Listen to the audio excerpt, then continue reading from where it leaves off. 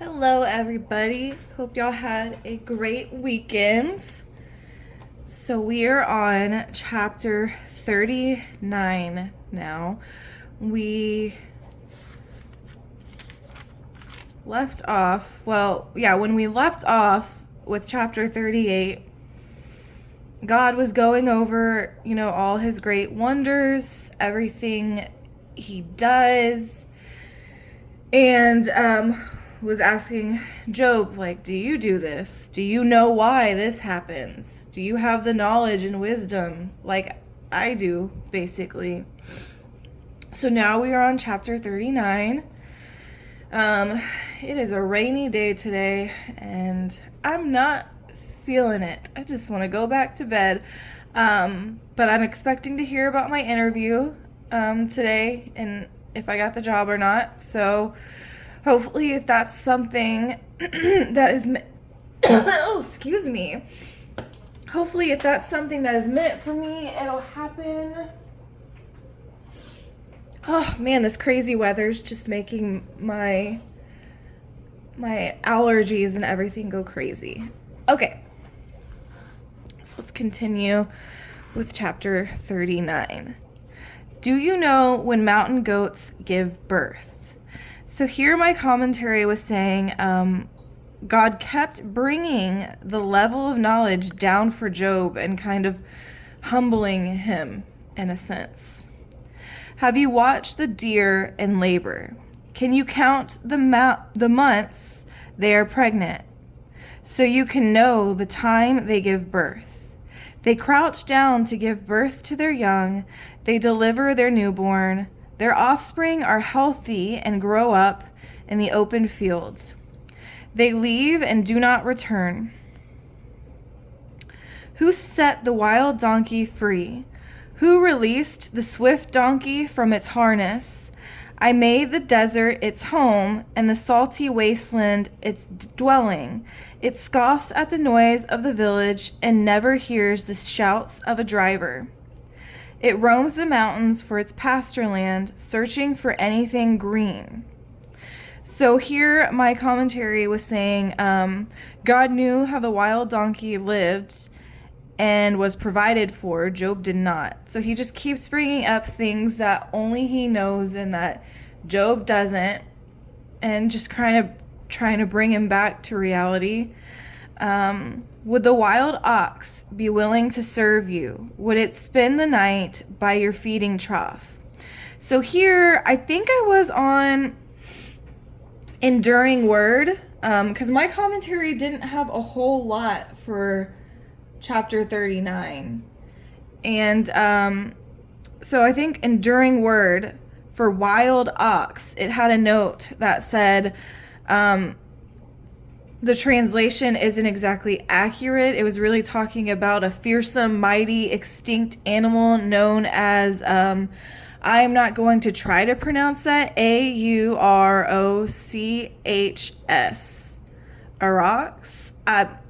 I know I butchered that. So, but that's what Enduring Word Online was saying wild ox was meant to be. Okay. Can you hold the wild ox to a furrow by its harness? Will it plow the valleys behind you? Can you depend on it because its strength is great? Would you leave it to do your hard work? Can you trust the wild ox to harvest your grain and bring it to your threshing floor?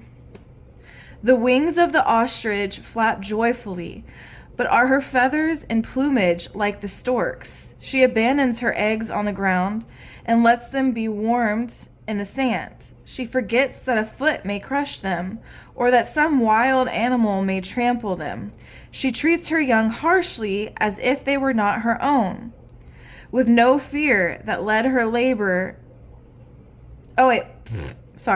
With no fear that her labor may have been in vain, for God has deprived her of wisdom. He has not endowed her with understanding. When she proudly spreads her wings, she laughs at the horse and its rider. So my commentary for this whole section, verse 13 through 18, was saying, the silly bird that leaves her eggs on the ground lacks sense. God has not given her wisdom. She is almost a picture of Job, who is a mixture of foolishness and strength. So that's what my commentary had to say about that section. We'll go on. Do you give strength to the horse? Do you adorn his neck with a mane? Do you make him leap like a locust? His proud snorting fills one with terror. He palls in the valley and rejoices in his strength. He charges into battle. He laughs at fear since he is afraid of nothing. He does not run from the sword. A quiver rattles at his side along with a flashing spear and a javelin. He charges ahead with trembling rage. He cannot stand still at the sound of the ram's horn. When the ram's horn blasts, he snorts defiantly. He smells the battle from a distance. He hears the officer's shouts and the battle cry. So for this section, my commentary only had to say, yes, for this section, my commentary only said, here is a magnificent, vivid picture of a war horse. So I went on to Enduring Word to try to get some more information. And it just said that strength came from God, not from Job or any other man. So they were, the writer was painting a magnificent, vivid picture of a war horse. And then Enduring Word reminded me that strength came from God, not from Job or any other man. So he was saying all of this came from him, not Job. Sorry, guys, I'm just not in a good way with my allergies this morning. Okay, we're going on. Does the hawk take flight by your understanding and spread its wings to the south? Does the eagle soar at your command and make its nest on high? So I can't remember if it was Enduring Word or my commentary, but this is what I have written down for this section. Job could not explain, much less create the mechanics of flight for this noble bird. Job was equally as powerless to explain the eagle and its ways, much less command it. Ooh, I'm feeling like I have to sneeze, so good thing we are almost done. It lives on a cliff where it spends the night. Its stronghold is on a rocky crag. From there, it searches for prey. Its eyes penetrate the distance. Its brood gulps down blood, and where the slain are, it is there. So I didn't have many notes on this section. Sometimes I have a lot of notes because the commentary will say a lot, or there's a lot of interesting things I found out and I want to talk about it.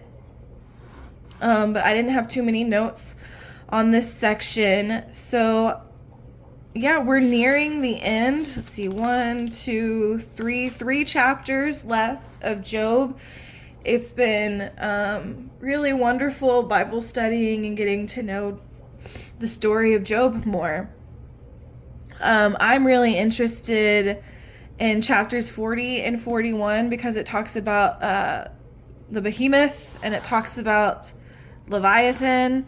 And for some reason, those two things really interest me because I always wonder if the Leviathan was like a dinosaur. I know they call it like a sea monster or a sea dragon. But yeah, I just wonder. I mean, I guess a behemoth, from what I read, it's referring either to an elephant, hippo, or crocodile-like creature. So that could be kind of dinosaur-like too if it was a crocodile-like creature.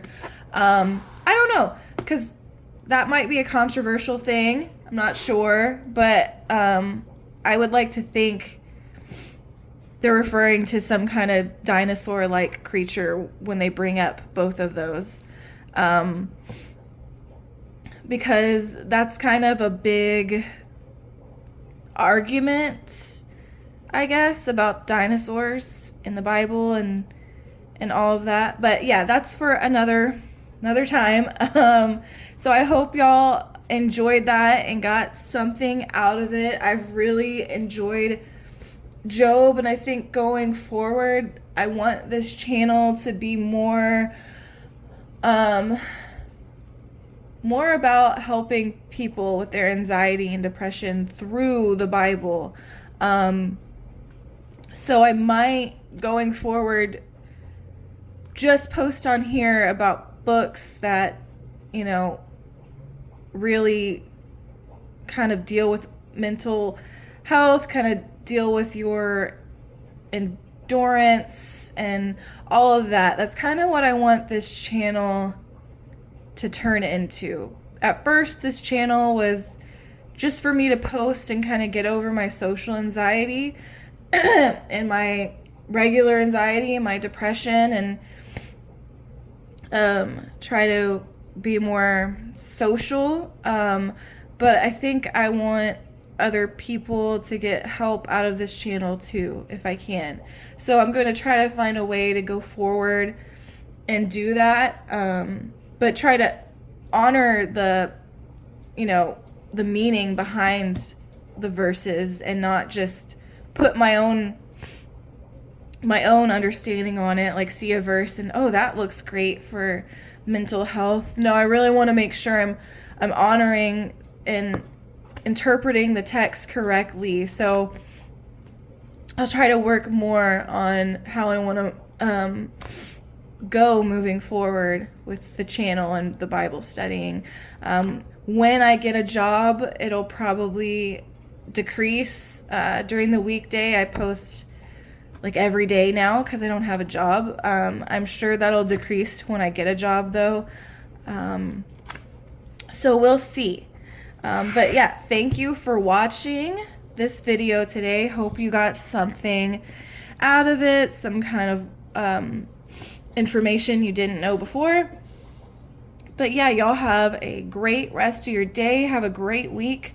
I'm praying for everyone that this is not a typical Monday where you kind of dread the day and dread the rest of the week. I hope everyone has a great week and can think of something positive that happened in your week on Friday.